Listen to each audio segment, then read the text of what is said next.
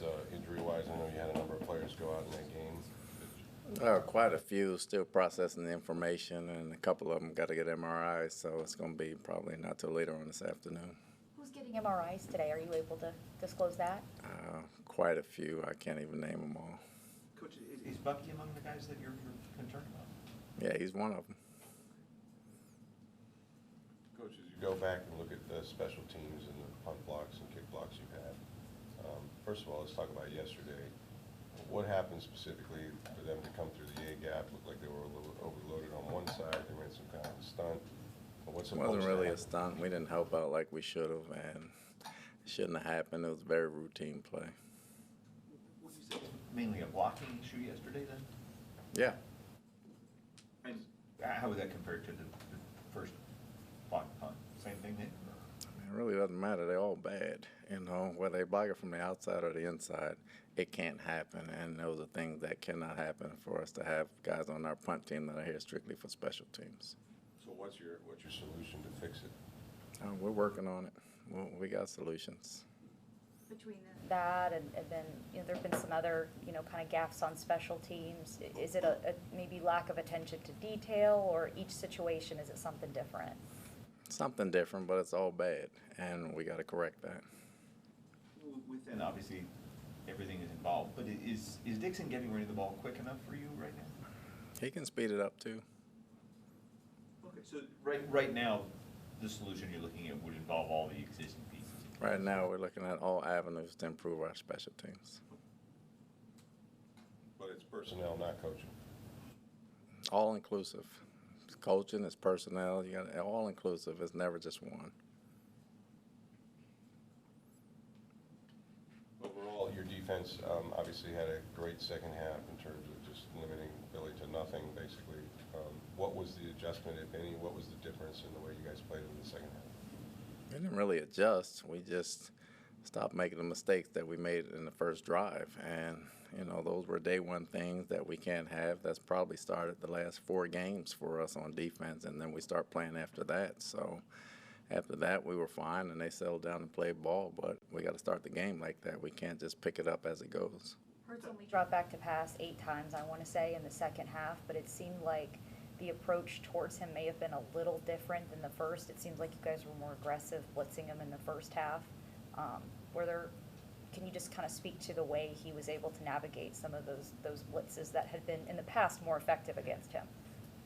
Well, they were different blitzes, but it was the same in the second half. I mean, he's a good runner. He's a good football player. He made some plays, and he outran some of our bigger guys, and we couldn't catch him, and we misfit 1 or 2 spy plays, and you got to give him credit for that. Todd, the slow starts defensively to have given up points on all 4 opening drives and 3 of them touchdowns wasn't necessarily the same problem last year with a lot of the same pieces. Is there something you point to as to why they don't come out as well as they are later in the game? They come out well. It's just a different guy here or there that busts an assignment that caused the play to get going. Then it's another guy the next play and another guy the next play, and before you know it, they got 7 points. You had Jamal Dean go out, I think Morrison at one time. How concerned are you with them in the cornerback position in general? I'm a little concerned. I mean, they both went down and didn't come back, so those are 2 also getting MRIs. Also, given the fact that you've already had some injuries to your defensive linemen and your interior specifically, how concerning is it that Greg Gaines left with a pectoral injury? It's concerning. I mean, we're running out of bodies, but, we'll find somebody to play.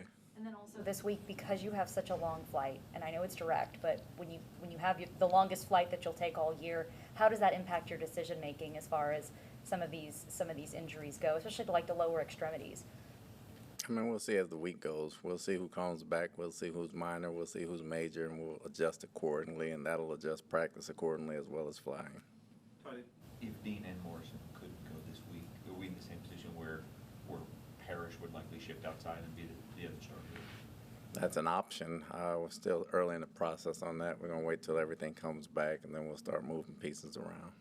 There's a little uncertainty as to when exactly kickoff time might be, just because the Seahawks have a conflict with the Mariners there. Does that change things for you at all in terms of how you prepare, or just be a logistics travel thing?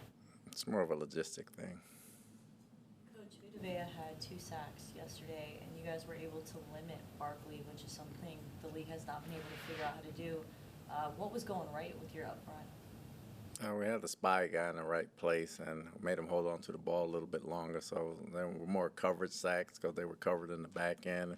And we knew Vita could press the pocket, and, they didn't let him outside the pocket, so he made some plays. At one point, Vita was kind of chasing Hurts on the outside before he was able to enter into the red zone. What did you see there from him, the effort that he put in to try to get Hurts on that play?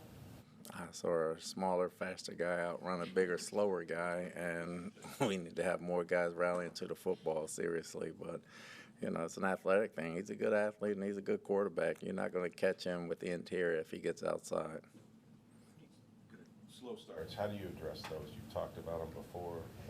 How do you address those with your team right now? It's accountability. I mean, it takes coaches and players. The leaders got to step up, the coaches got to step up, and each player within themselves has to step up. The return game, that's a positive. Cameron Johnson seems to really be getting more and more comfortable in that role. What is working so well for him in that? The holdups have been good on the outside, and they've been doing a good job in the interior. Todd, your defensive line depth has been challenged a little bit, first with Kansas and then with Hall and Gaines being out at times the last 2 games. How pleased have you been with, if you will, the 2 Elijahs, with Roberts and Simmons, and how they've stepped up? Elijah's coming on. He's coming on real well. Obviously, with the pass rush, is coming along, but he's coming along in the run game, and he's playing fast. Simmons is a powerful guy. We thought he did some really good things in the game yesterday, and, we got to give him some more time. And as he gets the system down, you'll probably see more of him. The tush push, we talked a lot about it, and then they wound up kind of only using tush push play action, if you will, with the 2 scoring plays. How much were you guarding against them kind of doing something that would be a break from their norm there?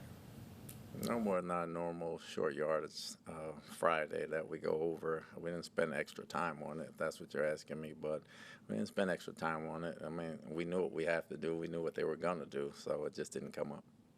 I don't know. I mean, we see you spend time on special teams every day. Will you devote more of that, since that's the part of the game that's not up to par right now? It's not a time thing. It's definitely not a time thing. It's attention to detail.